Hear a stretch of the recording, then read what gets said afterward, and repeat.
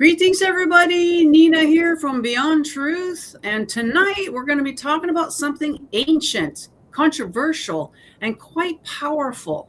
A tool that doesn't require expensive equipment, haunted houses, or special gifts. It has been used to find missing people, communicate with spirits, investigate UFO encounters, and even explore civilizations thousands of years old. If pendulum dowsing really works, the question isn't can we use it, it's why aren't more people talking about it? Joining us tonight are two people who have spent years doing exactly that work. Dan Baldwin is a veteran pendulum dowser, psychic detective, and award-winning author with more than 60 books to his name. For over 20 years, Dan has used pendulum dowsing in real investigations, from missing person cases to spirit release work in historical active locations like Tombstone, Arizona.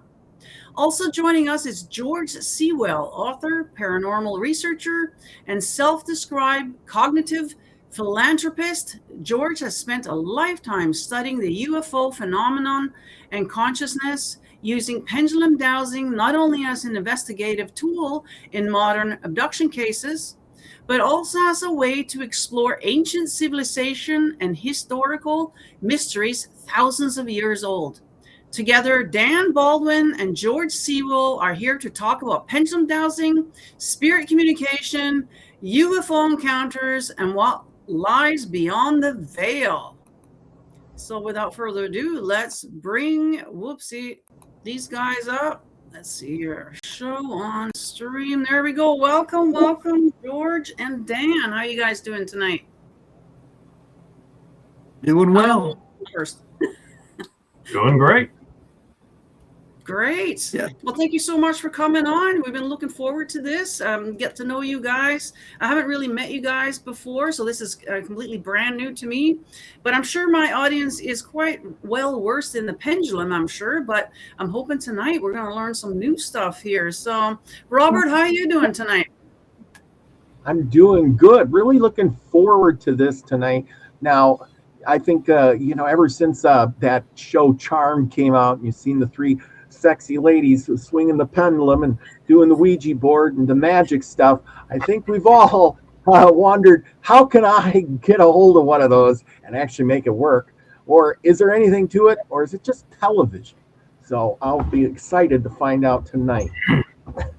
Yes, well, I mean, I got personal experience with it. I've used it for years. It does work good, but I want to hear about you guys here.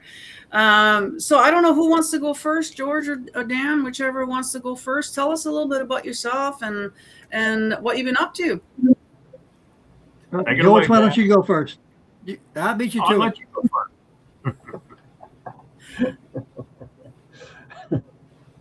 Nobody wants to go first. Well, Well, okay, I'll start Yeah, since I'm the one. that's right. Yeah. By the way, my screens are frozen up, so I hope you guys are seeing me. Yeah. Yes. We're all good. Yeah. Okay. It does that in the studio, but it's okay on the recording. So. Okay, very good. Just being a little paranoid. But I stumbled across the pendulum dowsing more than 20 years ago. I for some reason felt an overpowering urge to find missing kids. It just came out of nowhere, and it was one of those driving forces in the back of my head that just would not let go. And I agreed with the powers that be that I would go ahead and do that, but I didn't know how to do it. I mean, I'm not a cop, not a trained investigator. And one night it hit me. My mom always told me we have a psychic ability kind of runs in the family, and I said, well, I'll try that. And I started hanging out with some psychic, going to the psychic bookstores and the fairs and things like that, just trying to pick up something. And one day I saw a woman, I hope you can see this, doing one of these things. Yeah. And I said, well, shoot, I can do that. And so she told me about pendulum dowsing. And since then, I've pretty much been self-taught in pendulum dowsing. And I've used it, initially I used it to look for missing persons, primarily children. It did some crime solving. Then eased into spirit communication, using the tool for spirit communication, and then that led into investigating UFOs, using the pendulum dowsing to with George and I, the connection between the UFOs and the Native Americans, and that's where we are today. That's very interesting connection between the UFO and the native population. Yeah, we'll have to dig into more of that. Let's get into that later, because it's something we didn't expect, and it's something that turned out to be really interesting enough that we wrote an entire book about it. Yeah. Awesome. Yeah, I think you guys got 4 books out, right? And well, you both are writing books, but I mean on the pendulum, I should say. Sorry about that. Let me clarify. In paranormal, I think I have a total of 6 or 7 books on the paranormal, either under my name or with co-authors. I think I have 4 under my name and several others. Wow.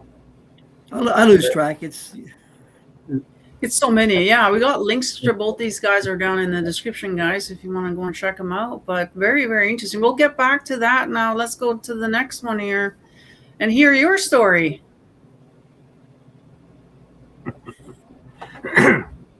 My story's not complicated. I was literally born with an interest in outer space exploration, UFOs, spiritualism, afterlife experience. I mean, that was just part of the package. So I didn't have a moment like Dan did where, I got to go do this. That's just been a natural interest for my entire life. I was particularly curious with Dan's use of the pendulum for exploring. And we experimented with the pendulum as a communications tool to people, if you will, who are on the other side. And once you develop an ability and a patience to do that, it was phenomenal, the conversations that we had, the information that we gleaned, and just how broad it made the whole life experience. So it was a very simple tool that had a lot of impact. Yeah, one of the reasons we like using the pendulum so much is because you get specific answers. If you're reading the tarot cards or reading the tea leaves or looking at a crystal ball or something, you're dealing with images and you have to interpret whatever the image is. And some people are very good at it, but it's really challenging. With the pendulum, it's time consuming because you're dealing with yes and no questions, but you can get extremely specific. You get specific answers. For example, during the missing persons times I was working those cases, I could get latitude and longitude. I could get street addresses just by working the system over and over and over again.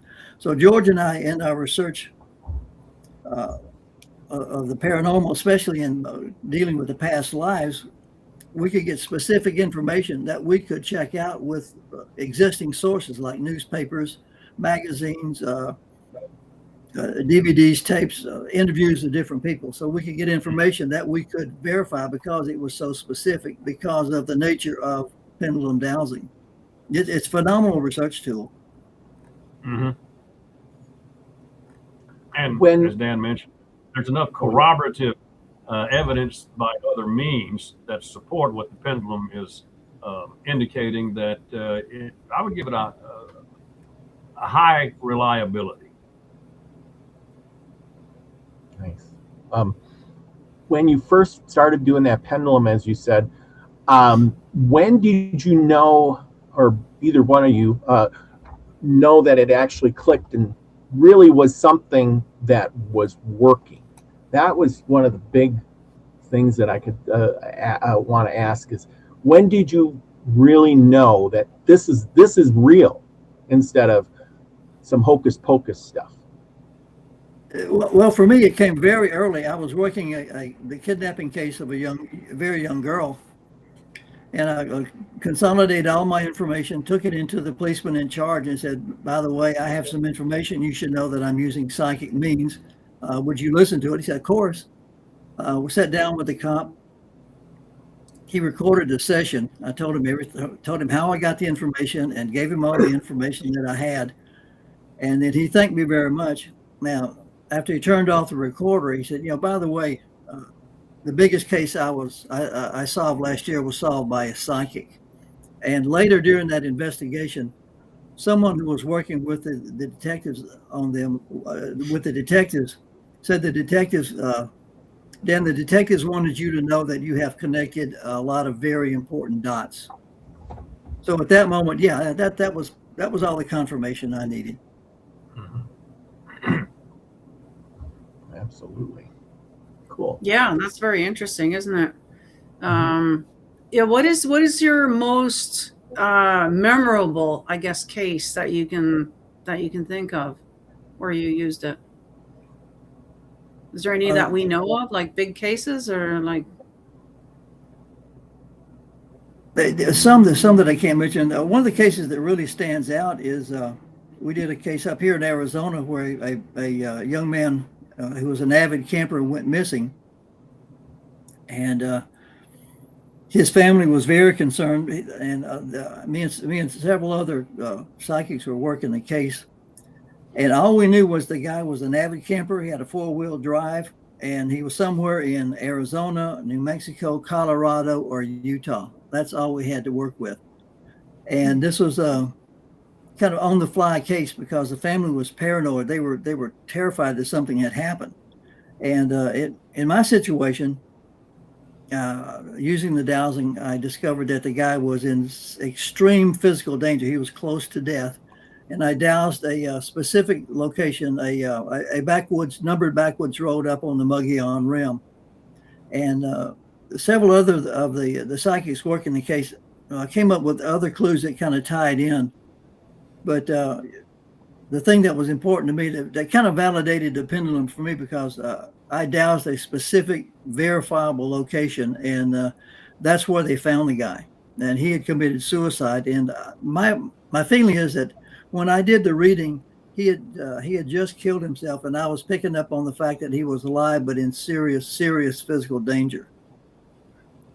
But that one sticks out primarily because it validates the process, because it was so specific as to his location. So I'm curious to how you do that, because I know with the pendulum you're going to get yes or no usually. Yeah. So how did you do that? Like, I'm curious. Very well. It's basically, I call it reducing the size of the box, and you build basically a map, and you just ask yes or no questions. Is the guy in Arizona? Yes. Is the guy in northern Arizona? Yes. Is he north of the Mogollon Rim? Yes. Is he south of XYZ highway? Is he east of XYZ road? Is he west of XYZ road? Eventually, right. You reduce the search area down so that you can get a topological map, or even Google Earth. And is he north of this rock formation? Is he south of this low water bridge? Is he east of this creek? Is he west of this structure? And in that particular case, I got it down to you go to X point and Y point, which are 1 mile apart. Go 50 feet off the highway, off the road, and just walk south to north or north to south, and you will find it. And that's exactly where it was. So just a whole pile of questions. Is it this? Is it that? Yeah, it's extremely accurate. The downside is that it just takes a long time.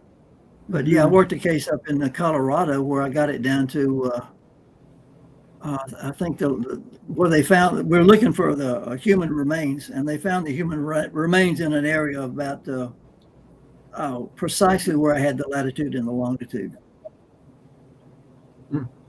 So yeah, if you're patient, I mean, the results are phenomenal if you're patient and if you ask the right questions. I'm also curious, when you're using the pendulum, that could be for either one of you, I guess. Are you guys calling in certain deities, or who's helping? Who's giving you the answer? You know what I mean? Like, are you calling in somebody, or is it just whoever happens to be around, or how does that work? The information is sourced. I'm sorry? Wherever the information is sourced. Oh, we're not can talk to personalities or specific situations. It would just, here is the question. This is the information that is being sought. If it's available, present it, please. Yeah, we don't use the seance technique. When I ask for, if I'm asking for a specific entity to show up, which sometimes you don't, you just ask the universe, universe, where is XYZ person? But if we called in someone to a spirit, we ask for, is there a spirit present who has information regarding this case? We don't ask for, Daniel Boone or Cleopatra or Julius Caesar. We just ask for whoever is available that has the information we can use. Would you please show up? So do these entities, these spirits, seek you out? That's because they know that you're gonna follow through for them. I mean, do they look for your help? George has a good story about that regarding a stage master. Okay. Regarding a what? Stage master of the stage. The producer, Kate. Stage manager. Stage manager. Okay, what Dan's alluding to is we spent a couple of years researching for our first pendulum book, and after a while, I started noticing just how everything was clicking. I mean, the right people were coming together, the right information was coming forth.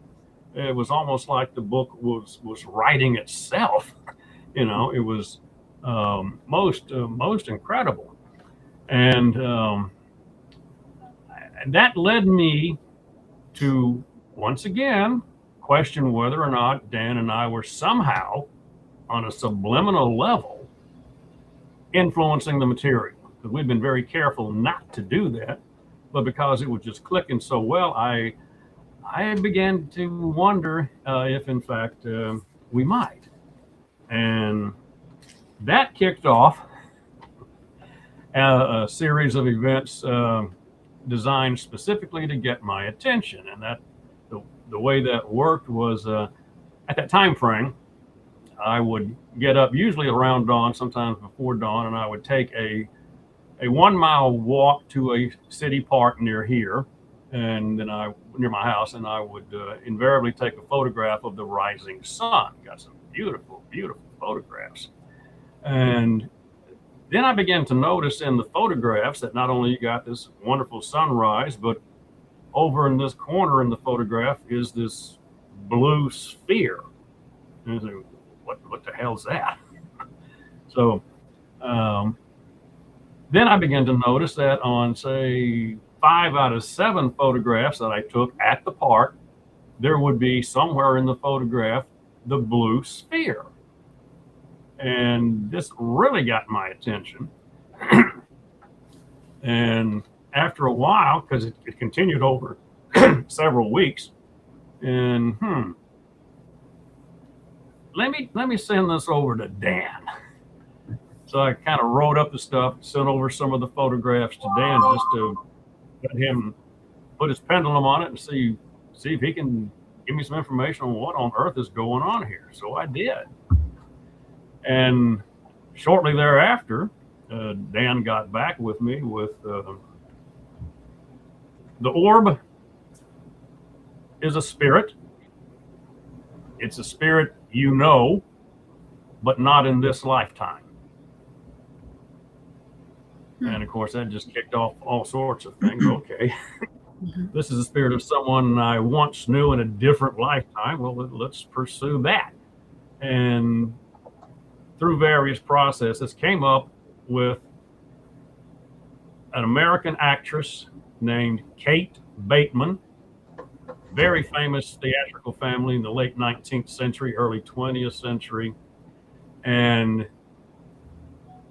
what was being presented was, in fact, the spirit of Kate Bateman. Kate Bateman was, in effect, stage managing the experiences that Dan and I were having, leading us to a point where we could produce the book. Yeah, we have discovered that the spirit world, they don't control us, but they're in a position to put things in our in our path, so that if we stumble upon them and we're wise enough, we can use them to get where we need to be going. Mhm. Hmm. And it also turns out that they like to talk. Yeah. Well, They really like. that is true. I've heard that before. It's like humans love to talk. I mean, you get a person that it doesn't matter. There ain't too many real quiet people, but I would imagine that on the other side, we'd be the same way. The spirits would be want to talk all the time. Yeah, they're very chatty. In all our sessions, occasionally we have had a spirit who really didn't want to talk to us, but as soon as we learned that, another spirit would pop in. Yeah, say we're in a ghost town or something, and ex cowboy would you converse with us? We got to know. Is there anybody else here? Oh, there's the dance hall girl. Would you talk with us? Yeah. So there's always somebody willing to talk. Mhm. But yeah, again, with us, we're not looking for a specific individual person. We're looking for the spirit that is most relevant to the case at hand.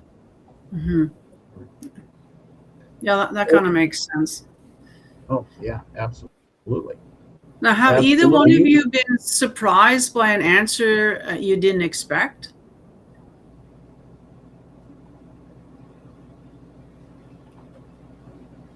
Yeah, I'm sure. Nothing shocking comes to mind. A lot of times Nothing you shocking, no. you think you're going in to the left, and then somebody will give you an indication that you need to be going to the right. That sort of thing happens a lot. Yeah. So now you're down in Arizona. I Yeah. take it down out of the way. Well, and you go to these. Do you go to these ghost towns quite often to contact these spirits? I can't imagine, because a lot of those people back in the day died violent deaths. According to the stories, anyway. I imagine they're walking the streets yet, looking to tell their story. Something like that. Yeah, I have Right. remind me. I have a really good story about helping a trap spirit cross over. One thing we learned is there are trap spirits, but that's very rare. In other words, the spirit in the haunted house isn't necessarily stuck in the haunted house. Uh, the reason the spirits show up at the haunted house is because you're there asking for the spirit to show up. If you were in your kitchen and asked the spirit to show up, the spirit would show up in your kitchen. They're with few exceptions, they're very, very mobile. They can go pretty much any place they want to go.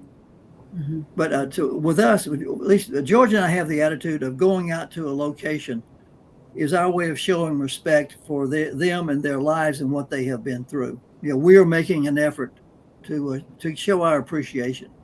It's unnecessary, but it's something that we feel it's the right thing to do. It's Mhm. courteous. Yeah, when Yes. you go into a haunted house, you're still going into somebody's home. You're still going into their place of business. You're still going into where they brought up their kids or whatever. So we're always very, very courteous. I was going to say, you always want to be respectful. That's for sure. You don't want to piss them Yeah. off. Yeah, what chaps me a lot of times is somebody, you'll see it on some of these paranormal shows. I realize they have to do what they have to do, but they'll walk up to a house or a building and say, "We're going to go in there and we're going to confront these ghosts. We're going to hunt these ghosts. Yeah, we're going to challenge them." And Mm. that's pretty aggressive and certainly unfriendly. Mhm. Our attitude is, we're there to talk with people if they're willing to talk. It's just the people we talk to just happen to be on the other side. I We do think not get aggressive at all.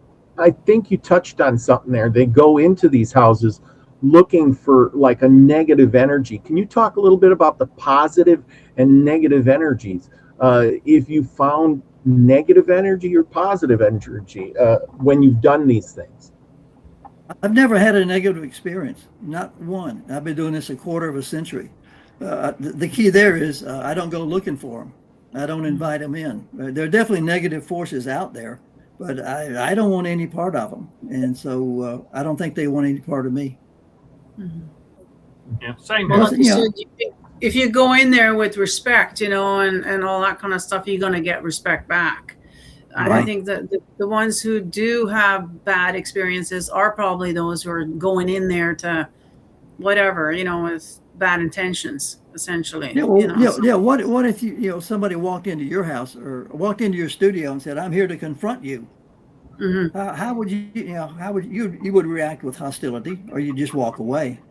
Yeah, exactly. Yeah, you're going to get treated the way you're treating them. So that's something to be mindful of, if you guys are, wanting to dabble in this, but I want to go back to the whole UFO thing, because that's going to be like the hottest topic of 26 is going to be about UFOs and aliens. And so what do you guys know about that, and what stories do you have for us tonight? Take it, George. Yeah,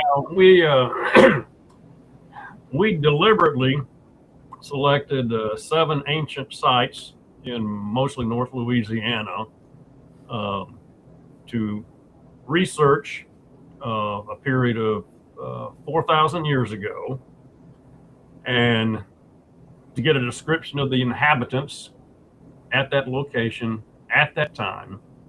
And in every instance, we learned that there were interactions with what they called the sky people. And these were literal people who came down from the sky in craft and interacted with the villagers. There was a lot of commerce going on. There was exchanges of ideas. There was a fairly robust interaction that was beneficial to both parties. We had an opportunity to communicate with a particular villager just to get from his viewpoint what this was like. And it turned out that he was not afraid of the visitors, but he was absolutely in awe of them because they knew so much. So it wasn't fearful, it was just kind of in awe because they were just so highly developed. Now, do you think they influenced then the people there? Did they give them technology or any information that would sort of help them along? Or Yeah. The information was it could be as simple as you want to get really primitive, let us show you fire, or right. let's find a way to manipulate this soft material that's a metal. So yeah, a lot of the fundamentals were taught to our ancient ancestors. Right, because we're under the impression that they're not supposed to interfere, with us or whatever. We're supposed to just sort of develop naturally, but they must have, taught us things, I'm sure. Yeah, I need to point out also, while George was doing that in the mound builder culture back in the Southeast, I was doing the same thing out here in Arizona and New Mexico and Utah. Yeah, I would go to sites as he was doing, but I was going to the Pueblo culture and the Cliftwater culture. And we essentially came up with identical information as far as the contact with the sky people. Identical. Interesting. Now, is this the same as the Sumerian tablets, like the Sumerian stuff, or is it more like the Hopi stuff, or I don't know if that makes sense. Yeah, we got into this. We were discussing the Sumerian culture, and George and I one night just said, I bet if they're over there in that desert, they're probably over here, in America around the same time. So let's look into it, and that's where that sparked the whole book, our book about the sky people, trying to find out, were they here? And sure enough, they were here. Mm-hmm. And what we discovered that was really interesting, all the contacts our Native American people had were with the Nordics. We did so far. I have to say everything has to be so far because we're always still researching.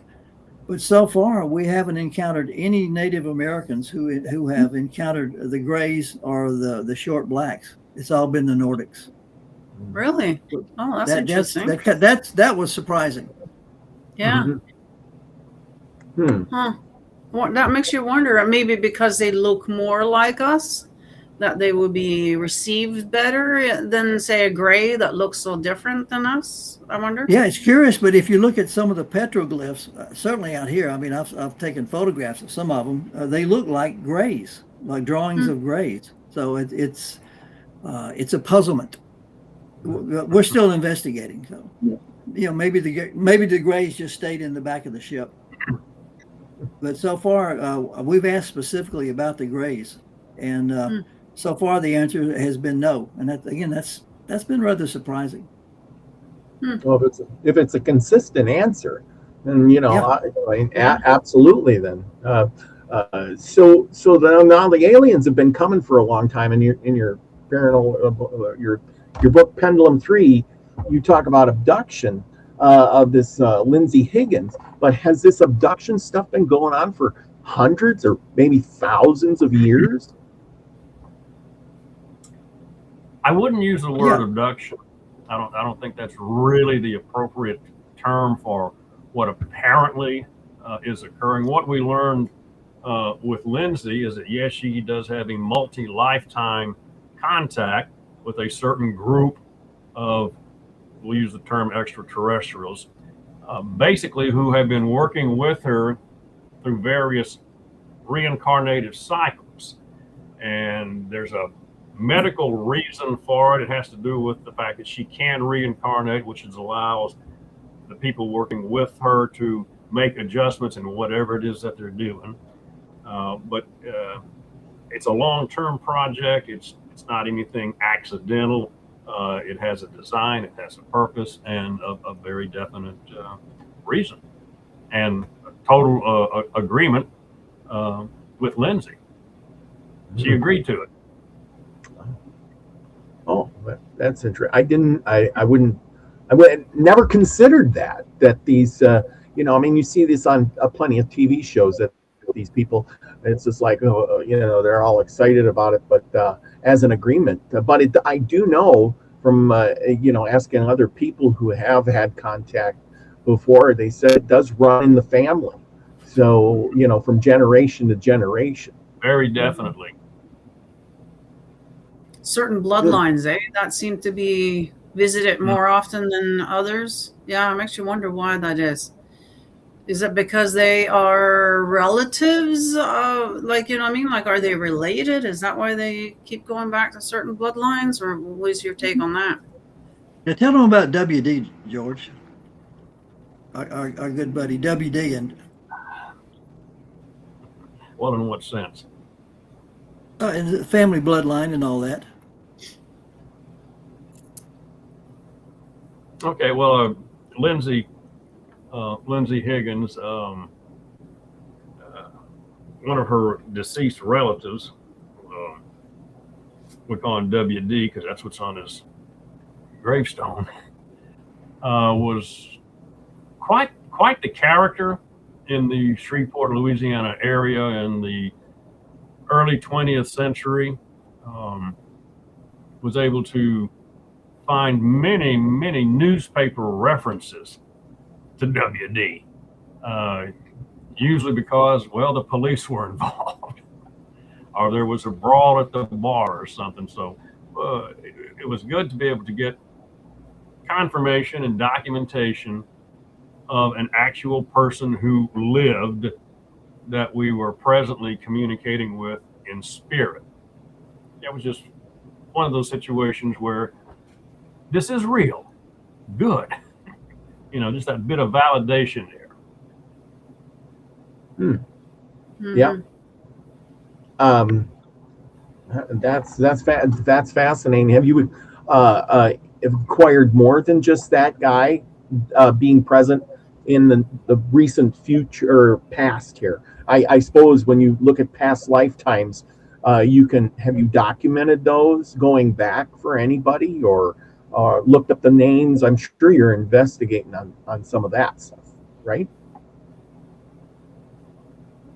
In some cases, that's not the purpose of our investigation, but yes, for some individuals, we did go back and get the historical record just to satisfy that, okay, we are getting correct information. Yeah.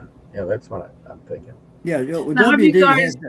he had two daughters, and we discovered he was reincarnated, and the two daughters were also reincarnated into the 20th century. Yeah, the family unit stayed together at least through 2 incarnative cycles. Yeah, that's my impression of that's how we travel. Apparently, we come here in families, and this is where the whole soulmate thing comes in, because you meet somebody and it feels like you know them because you probably do from past lives, right? So, from my understanding, yeah, we do travel apparently together. So we might only meet once in that lifetime or whatever, but yeah, it's sort of. Yeah, it's very interesting, that whole thing. Now, going back to the alien thing, have you guys actually communicated with ETs at all? Like, have you gotten any information on that? Yeah? Okay, let's hear about that. Curious to hear Well, what they have to say.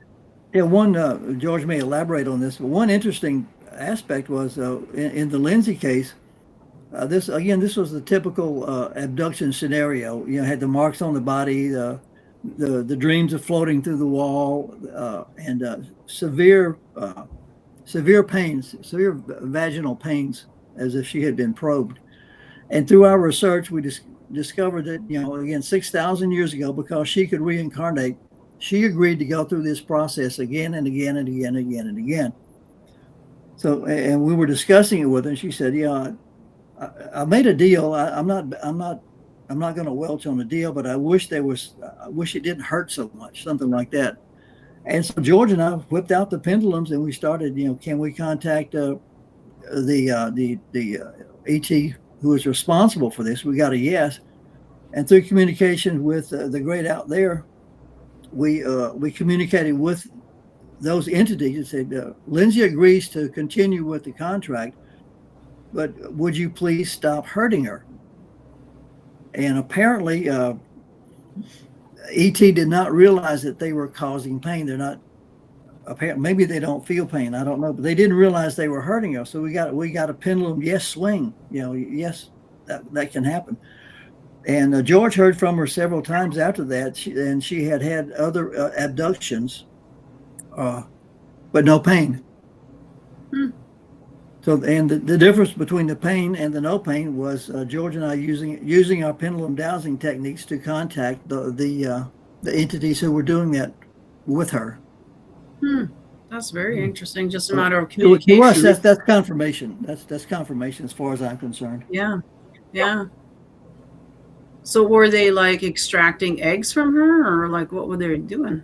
Do you know? We don't know the whole sphere.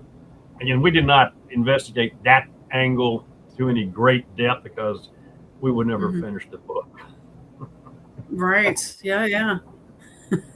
You were talking about these people being taken and stuff. Is that linked with any portholes or areas, or certain areas where these entities or aliens would be coming in at, versus somebody out in the sticks somewhere in Timbuktu land? You kind of broke up there, but your question, if it was about portals, we've come into contact with portals quite a bit, and from our research, clearly the extraterrestrials are coming through portals, not only from the other galaxies, but also from other dimensions. At least that's what we're coming up with, and they're coming through all the time. And we've also discovered some portals have existed from time immemorial, and we've discovered a case where at least one portal was constructed for a specific purpose.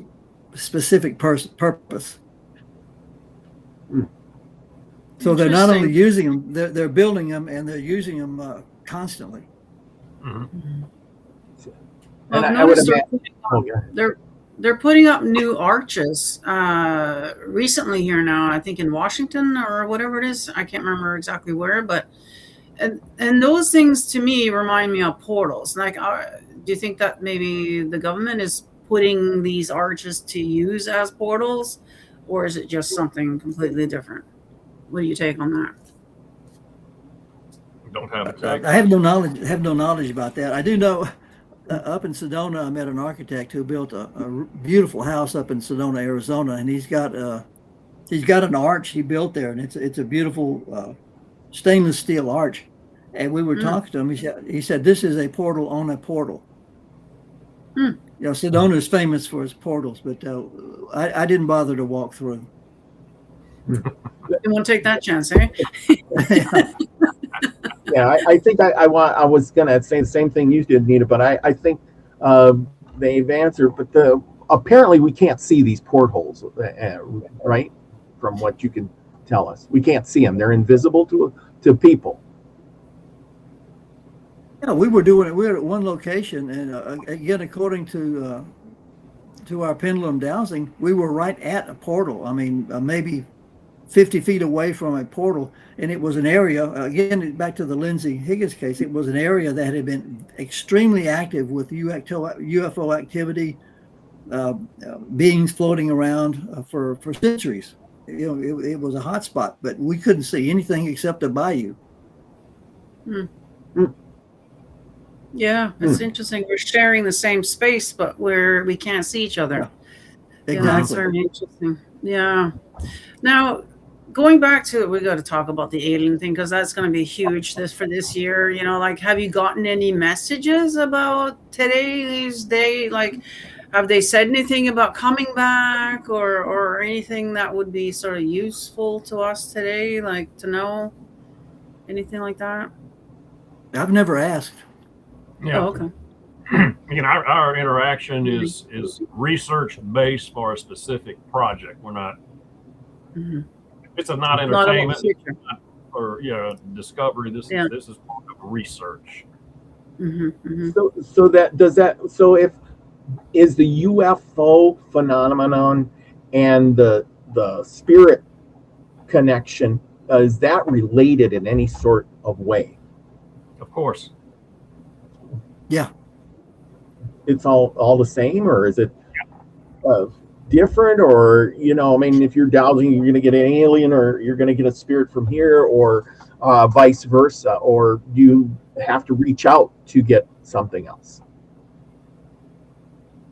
Well, what we've discovered so far is there are aliens, and there are many types of aliens, and there are spirits, and the spirits at different levels of spiritual development who are not trapped, and sometimes different entities from different galaxies or dimensions do work with spirits here on Earth. Hmm. I don't know what the protocol is for that, but we have discovered that in fact, well, again, in the case of Lindsay Higgins, it does happen. They do work together, and aliens with the spirit world with the human beings. Now, I have to ask you, because this is something that's fairly new, I guess, today, but AI, what do you know about that? Like, what's the connection with AI, spirits, ET? Could it be all the same thing? Or have you looked into AI at all? No, not at all. No, Okay. not any. It's a new thing. It is a new thing, and it's kind of it's almost because what I got from AI was that AI has been here all along. We just didn't know how to tap into it. So it makes me wonder, okay, well, what else is around us that we haven't tapped into? Like electricity. Well, it's been here all along. It's just that we didn't start using it until about 100 years ago, And so it makes me wonder, like, because I mean, I'm, I've been working as a mystic as well, pendulums, tarot cards, you name it. It makes me wonder, like, who I was tapping into. Could have been that we were tapping into AI. You know what I mean? That some of us are able to communicate with it besides the computer. I don't know. This is just new stuff that I'm starting to get into now, but I was just wondering if you had any thoughts on that. We haven't looked into that at all. We're pretty focused on one book at a time. That kind of takes up. That kind of drains all our energy. Yeah.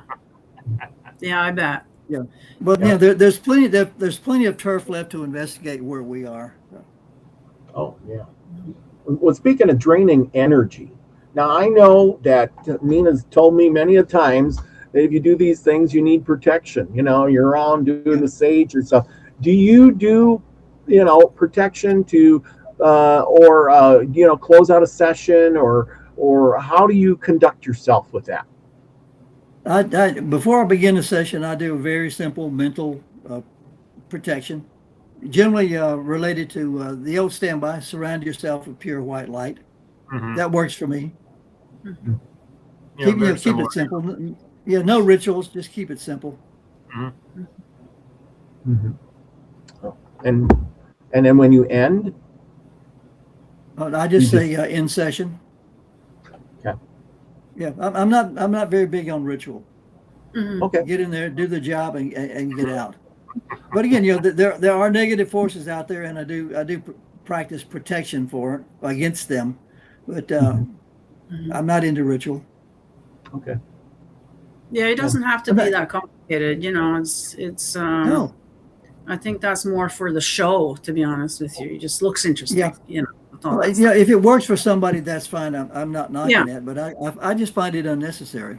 hmm Yeah, once you know what you're doing, you don't really need all the Yeah. pumped and yeah. No, Yeah, I when I start a session, I just relax, visualize white light, and go. And then when the session is over, I'll say, well, that's it, or in session, or thank you guys, or whatever, and that's it. mhm.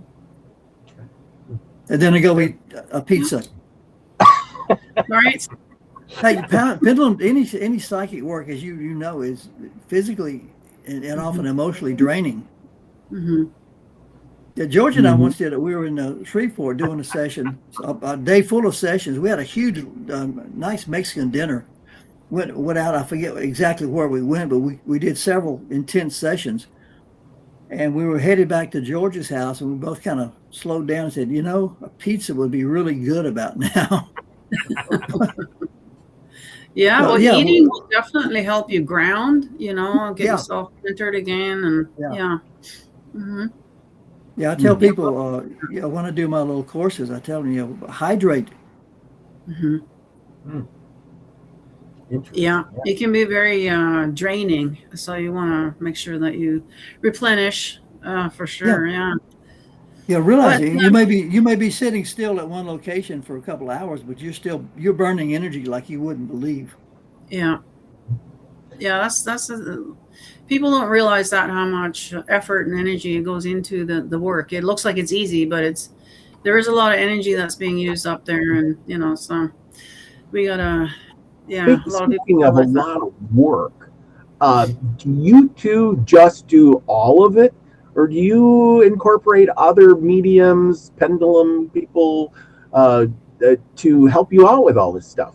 I mean, that's got to be overwhelming and taxing on both of you two if you're just doing it all yourself. Yeah, we've had a couple of mediums who worked with us on the books, and as far as I know, we'll be happy to do so in the future.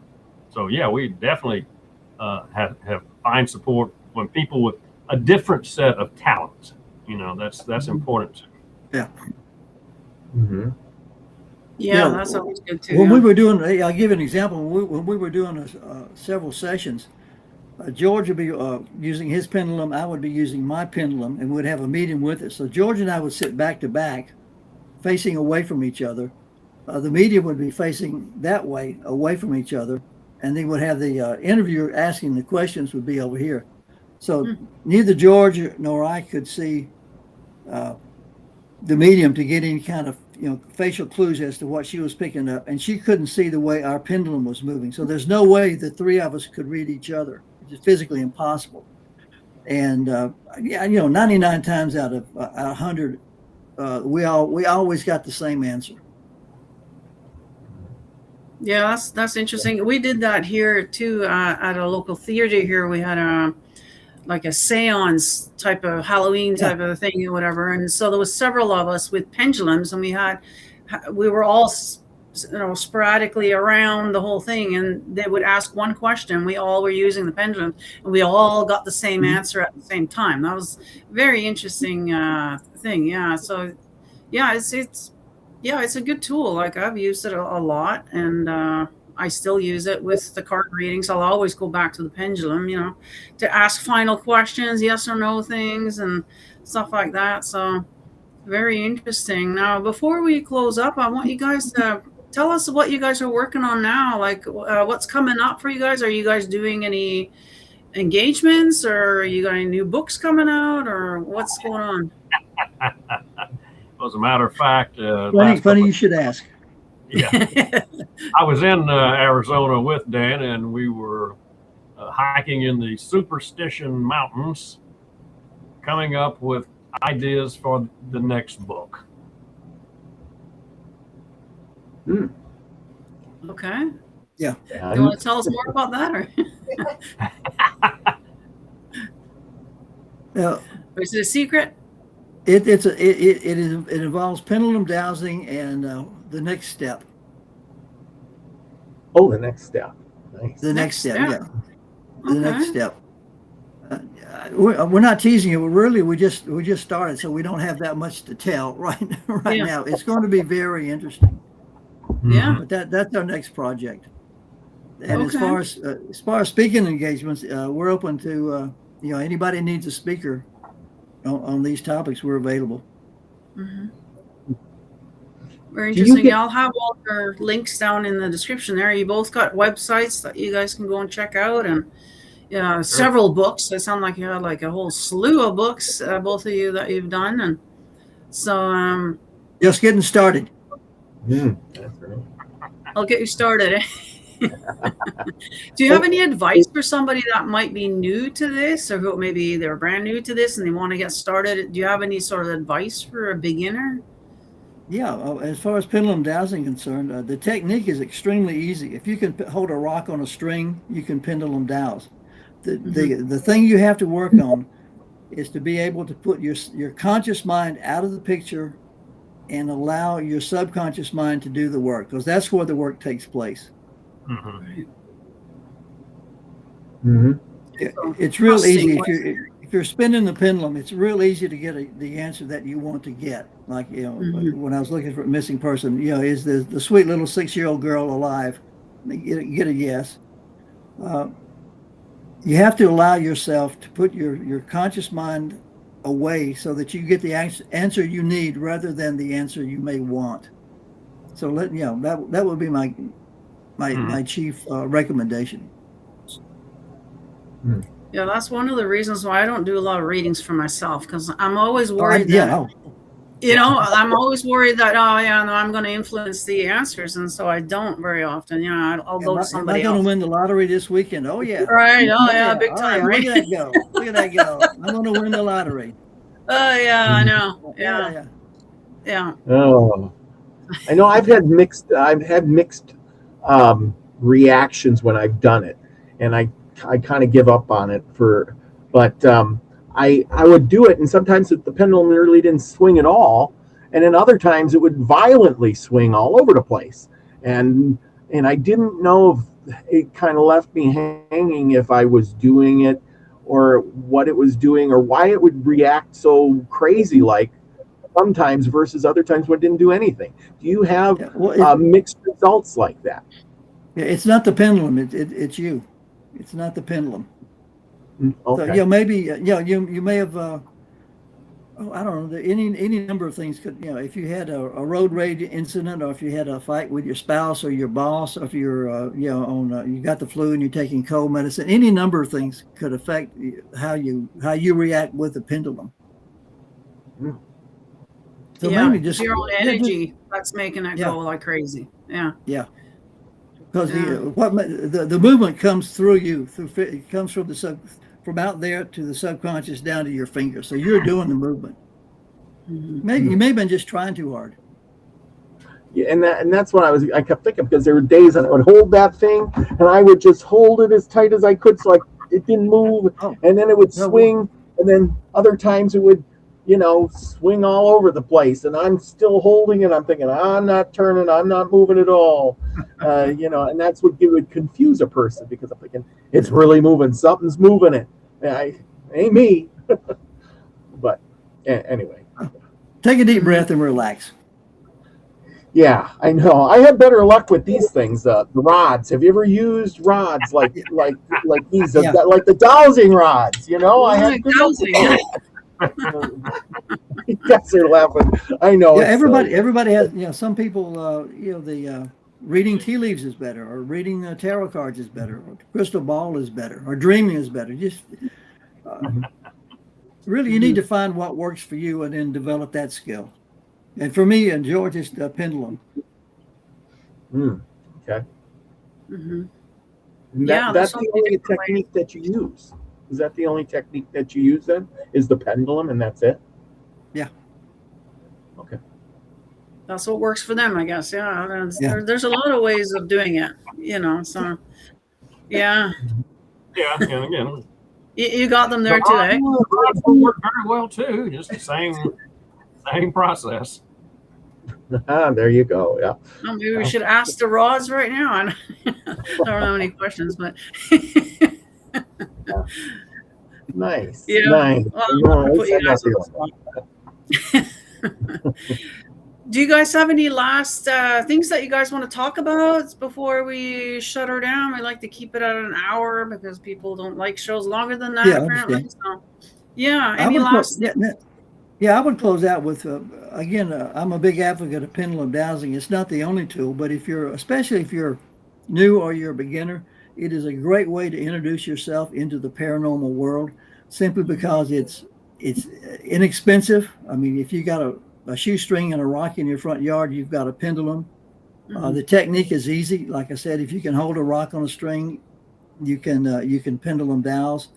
And if you practice again the mind control, allow your subconscious to do the work, and fourth, because you get specific answers that you can verify. So I would experiment it, trust your gut, and see what happens. I think you'll be surprised and delighted. Great.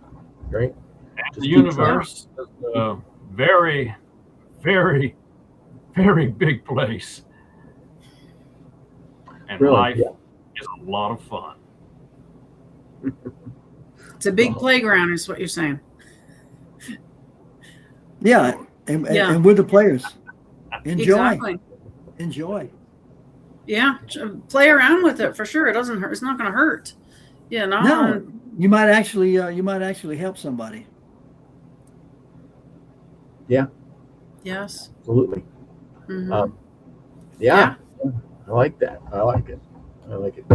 George, I'm glad you're keeping up with the rods. I'm going to practice more with them. I guess that might work for me better. And kind of inspired me now. Thank you. Well, there you go. Well, those will be handy down in the desert, I guess, if you need to find water. Yeah, I guess, It's finding that watering hole. I have the rods. I still prefer the pendulum. It's a pendulum. It's the same thing, but I'm used to the pendulum, so I'm comfortable with that. Yeah. Again, I would encourage anybody watching this who's skeptical, try it. Give it a shot. You might surprise yourself. Exactly. Yeah. So do I. Definitely something worth trying, and if you don't like it, well, then don't do it. But yeah, try it out, see what you get, and comment down below if you have any thoughts on this at all, or any questions for the guests here. Leave some comments down below, and all their links or websites and all that good stuff is in the description. So go and check them out. And with that, I'll have to say thank you so much for coming on. It was a pleasure. We enjoyed it. Yeah, good fun, guys. Yeah, thank you for coming on. And Robert, do you have any last words for us, or no? You're good. All I can say is I learned a lot. I'm going out to keep on trying and keep calm. Do it again. Yeah. So the moral to that question earlier is to make sure that you're centering yourself. Take a deep breath. You don't want to be doing this when you're all flustered or angry or anything like that. You definitely want to be in the right kind of mood, a frame of mood, and centering yourself, doing some breathing and all that kind of stuff before you get going on it, for sure. Yeah, because otherwise you can get crazy results like Robert did there. So yeah. All right. Well, thank you all for watching. Thank you guys for coming on, and we'll see you guys in the next one. Bye. All right.